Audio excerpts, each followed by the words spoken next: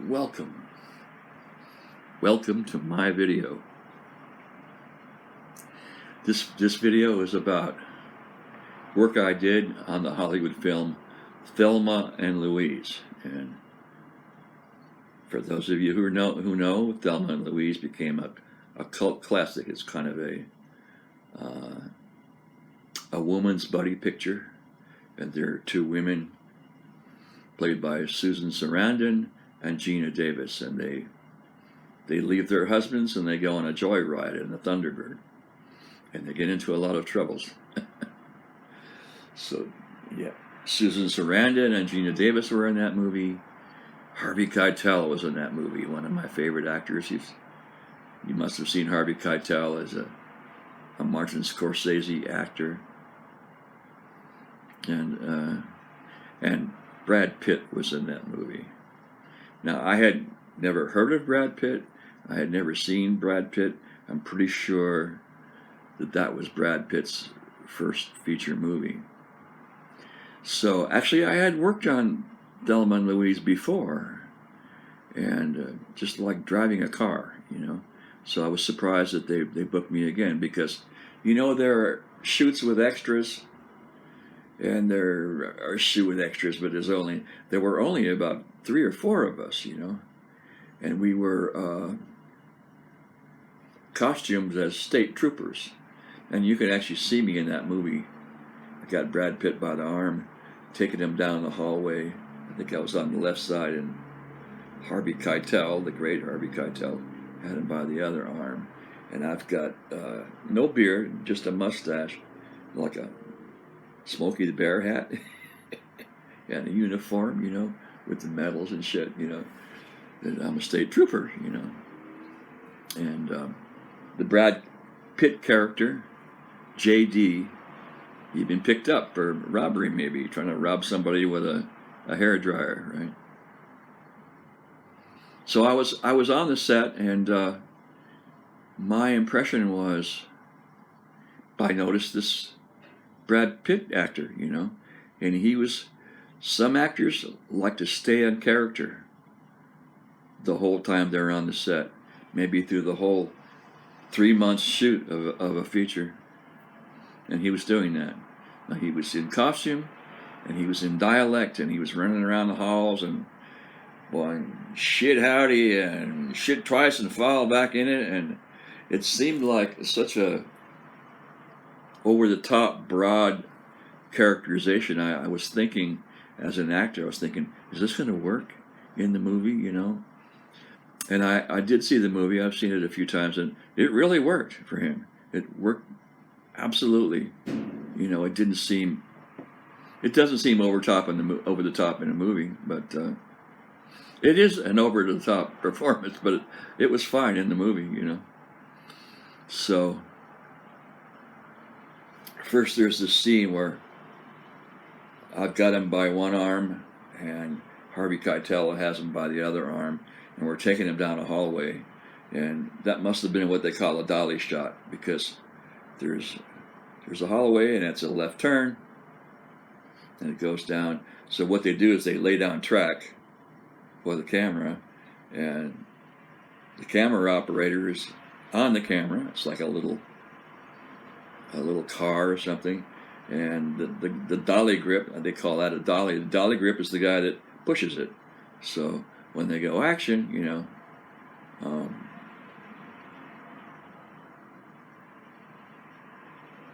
then they go backwards, and they can see Antar, and they can see Harvey Keitel and Brad Pitt in the middle. We got him, and then we make that left turn. I guess they turned before we turned. Not sure.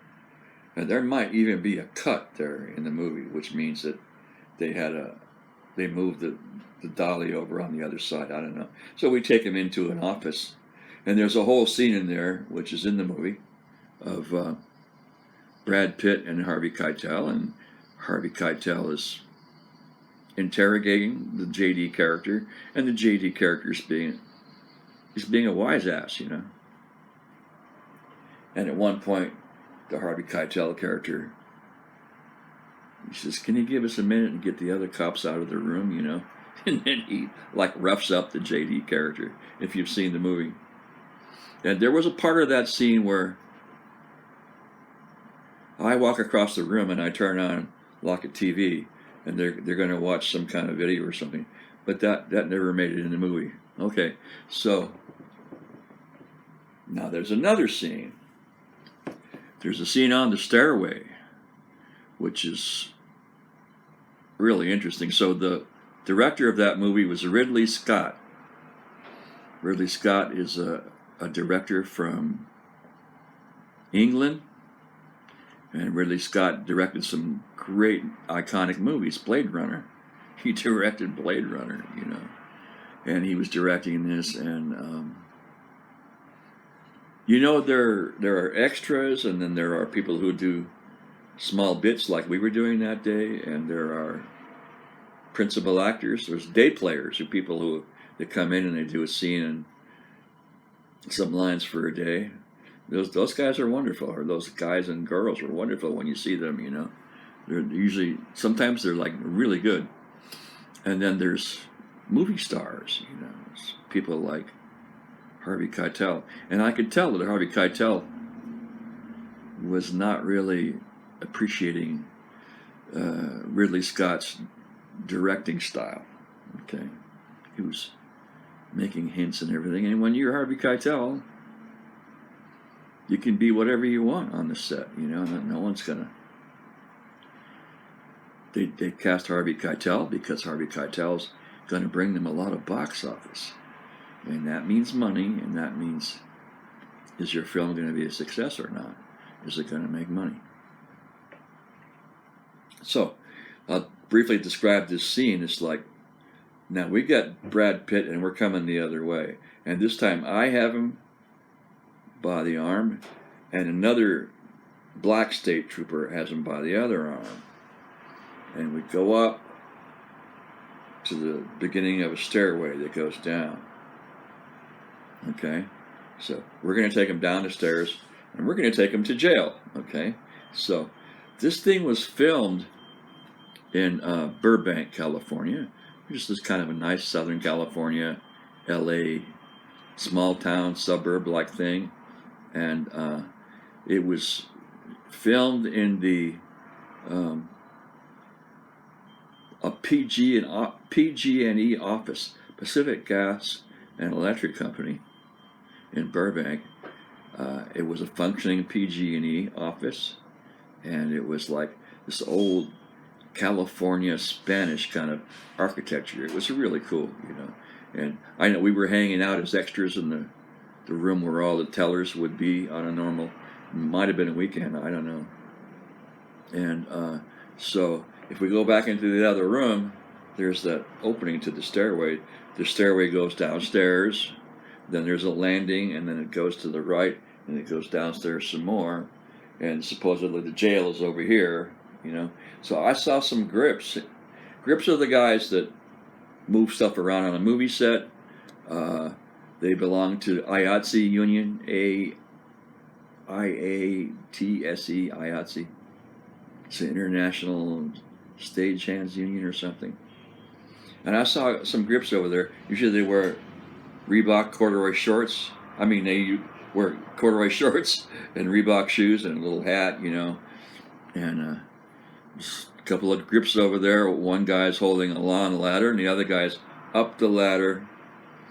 And he's got a stencil, and he's got like an airbrush, you know. It's going shh, so line going down to the tank and everything, and he puts a stencil on the wall, you know, and the place was beautifully preserved. I don't know how they got away with doing that, you know. And it's a stencil that says jail, and he goes, psst, you know, takes it off and it says jail, you know. So that's our destination. We're going to take this Brad Pitt character. Of course, Susan Sarandon and Gina Davis were not there on that location that day. They weren't shooting anything, you know. It was just Keitel and Pitt, and there was another male character. He was He was the husband of Gina Davis, I think. And that actor's name is Christopher McDonald. And he worked a lot during those days, and he was always kind of like a comedic husband or something. He was perfect for this role, right? So, okay, so there's me and the other trooper. We got Brad Pitt by the arms. We're taking him down the hallway. We turn like that to the opening of the stairway. We're going to go down there. Just before we hit that opening, Harvey Keitel comes, and he says something to Brad Pitt. And then he walks away, and Christopher McDonald comes in from the other side, and Brad Pitt looks at him, and he says, "I fucked your wife," you know. And then it seemed like there was a tussle on the stairs, and we were doing this, you know. We get a couple of 2 or 3 or 4 stairs down, and the husband goes flying. He goes flying over the stairs. No special effects, and he jumps on us, you know. And there was a big scuffle and a lot of takes and everything, and I remember Harvey Keitel was there, and Harvey Keitel said to me, "Are you all right?" I mean, "Hey, are you all right?" You know, he's from Brooklyn, right? And I said, "Yeah, I guess I'm okay. I just got kind of a bad shoulder and everything." He goes, "Yeah, well, be careful, you know. Make sure you get a lot of stunt pay, you know." So that was nice, you know. And then from that landing, we go down this way, and we've got the husband now, and to the bottom of the stairs. Well, the way it's cut in the movie, you just have the top of the stairs, "I fucked your wife," and then boom, it cuts to the bottom of the stairs. So all that stuff in between, 2 or 3 hours is gone, and we're just like, you see a close shot of the husband, and we're holding him, you know, and he's going rah, rah, like an animal, you know. He's really pissed, you know. So that was the shot. That's not the end of this drama, but that was the shot, you know. And then we wrapped. The wrap means you stop for the day, you know. And so I went outside to where the honey wagons are. Honey wagons are these trucks, big long trucks. They have latrines in them, and they have dressing rooms. So I go out there to get in the honey wagon and take off my costume and get my clothes back, you know. And Harvey Keitel is standing out there, and he's talking to the first AD. First AD means the first assistant director. So when on a picture on a film, you have the director, and then you have maybe a fourth. Maybe you have a production assistant, and you may have a fourth AD, a third AD, second AD, and you have the first AD. And the first AD is talking to Keitel. They're having a bit of a dispute, you know. And the first AD is kind of a big guy, but he's being very diplomatic. "Yes, Mr. Keitel. I'm sorry, Mr. Keitel." Blah, blah, blah. You know, and Harvey Keitel, he's a movie star. You know, he can behave any way he wants on his set. You know, his pay is, he might have already been paid. I don't know, or certainly it was negotiated. You know, they don't pay those guys like a union. They negotiate a fee. You know, and so they have to be nice. You know, they brutalize actors their whole lives, and sometimes when they become a star, then the actors can get their revenge, right? You know, so he's going, "Yeah, well, look here, I want to give you something," and he reaches in his pocket, and he pulls out this book, and I recognize the book. It's called "The First 6 Acting Lessons" by Richard Boleslavsky and Madame Uspenskaya. He says, "Yeah, I want to give this to you guys, and Ridley, you guys can, you know, maybe learn something about acting." And "Oh, that's okay, Mr. Keitel. I don't, you know, we don't need that." He goes, "I insist." So there's a bit of acting history there, you know. You've probably heard of method acting or the method, and there's a lot of history about that, but basically, before the method, and the method was originally from Russia, there was an older style of acting, which is the British style of acting. So in those days, if you went to the Royal Academy of Dramatic Arts, for instance, you learned diction, you learned movement, you learned how to do fencing, with swords, and you put on plays and you learned the blocking and you learned your lines, and if you were doing a dialect, you learned the dialect, and that's how acting was. And the method was more about how to get an authentic emotional response out of an actor. So that one of the people who were doing that in Russia was Konstantin Stanislavski, and he was running the Moscow Art Theater at a certain time, and they were putting on these plays by new playwrights at the time, like Anton Chekhov, and he was very innovative. So some of his students, Richard Boleslavsky and Madame Uspenskaya, they came to New York, the people who wrote that book, the first 6 acting lessons. So they came to New York, and they opened a school called the Group Theater. And now there were new playwrights in New York, American playwrights like Clifford Odets, and I can't remember the other ones. And they were teaching a group of people who became the American method. So talking about Stella Adler and Sanford Meisner and Lee Strasberg and Harold Clurman. It's like real heavyweight people who were pioneers of the American method. And what happened was, in about 1936, Stella Adler went to Paris, and she met and hung out with Stanislavski in a hotel room, and they worked on a scene, And the thing about the method, how they were arriving at authentic feelings in a scene, was they were using memory. They were using sense memory, which is a technique that you learn, and they were using affective memory, which is earlier experiences and childhood experiences, and you access the technique of affective memory once you learn sense memory, because it's not really the story, oh, she said that and she said that and we fell down the stairs. It's not like that. It's about you stand in front of the class or you sit in front of the class and you get relaxed and you narrate the sensory details, and at a certain point one of those is going to hit, like a color or a sound or a feeling or a smell, and that's how they were working at the group theater. So Stella Adler goes back. She goes to Paris and she meets Stanislavski, and he goes, "Oh, Stella dear, we are not. I'm not using memory so much anymore. I'm using action and imagination. Yeah." And she said, "Oh."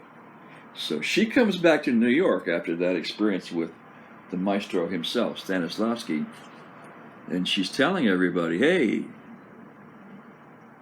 you guys, Stanislavski has changed, He's modified his method to action and imagination, and you guys are not teaching the method right, And what it did is it splintered all those people into different camps who were on one side or the other of it. And of course, Lee Strasberg, who started the Actors Studio later, it's one of the reasons why he started it, because she told Strasberg, "You're teaching it wrong." And he said, "I'm not teaching the Stanislavski method, I'm teaching my method," which is true. He really went into the somatic reality of going into the memory, and like putting electrodes on the brain and stuff, He was really into it. And Strasberg produced some great actors, like Paul Newman and Rip Torn and James Dean and Montgomery Clift, and they even take credit for Marlon Brando, but Marlon Brando said he didn't learn shit there. So now all of a sudden you have three styles of method acting. You've got Strasberg, and Marilyn Monroe went there for a while, and Laurence Olivier, the British actor, went there, and he monitored classes. Marilyn actually did a scene at the Actors Studio. Amazing. James Dean, I think, did a scene. And James Dean said, well, if they dissect what I'm doing, I won't be able to do it anymore. So he didn't hang around very long. But anyway, that was a very prestigious scene in the 1950s, the Actors Studio. And so Strasberg and Stella Adler, they split up. Stella Adler started her own school of acting, and it was based on imagination, and it was based on doing actions. And the idea is if you have objectives in the scene and you work really hard on your objective, and depending on whether you're getting your objective, you feel happy or you feel frustrated if you're not getting it, and that can also release some emotions. I studied with a guy once that did that, and he also involved physical interference, so if you're acting with someone and you grab their arm or something, they're gonna react, they're gonna respond, So you have Stella Adler and you have Strasberg and Sanford Meisner. Sanford Meisner wrote a book called On Acting, a beautiful book, so simple, and the pages read like haiku, very nice. So all of this because of that little book. So the group theater was started by Richard Boleslavsky and Madame Uspenskaya, and they wrote this book, The Six Acting Lessons, So Harvey Keitel is there. He's going, yeah, I want to give this to you guys, give it to Ridley. Maybe you guys could learn something about acting, And the guy the first AD is going, no, that's okay, Mr. Keitel, thank you, but, no, I insist, And I was just going, I couldn't agree with Harvey Keitel or disagree with him. I would have been fired, I was an extra. He was a movie star. He could have blown the place up if he wanted to. And no jeopardy for him, So that was a very interesting experience for me, and I appreciated Mr. Keitel's concern for my well-being on that scuffle on the stairway. It was pretty cool stuff. And of course, Keitel is part of the method in America. He was a group of I mentioned actors that were with Lee Strasberg. There was another generation of actors after that, and that was Harvey Keitel and Robert De Niro and Al Pacino and Robert Duvall. Okay, now you've got the second tier of American method actors. And of course everybody admired Marlon Brando, and they tried to copy his style of acting. Thank you. I hope you enjoyed. Ciao.